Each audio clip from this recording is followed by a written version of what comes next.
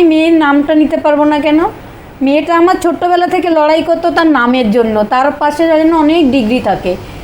এমনকি চেম্বারে গিয়ে সব পেশেন্ট ফ্রিতে দেখে আসতো, মা আমার একটা টাকা হয়নি, তুমি কি রাগ করেছো? না, আমি টাকা পয়সা চাই না মা, আমার নামের পাশে যেন অনেক ডিগ্রি থাকে, তুমি খুশি হবে তো? অন্ধকারে আমরা মুখ দেখাতে পারছি না কেন?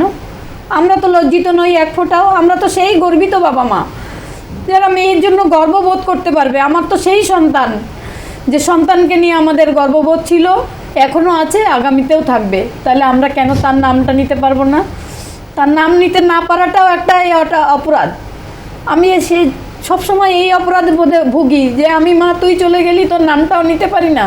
কিন্তু বাড়িতে আমরা সবসময়ই নাম নিই তার, এখানে যেহেতু বলা যায় না তাই বলি না।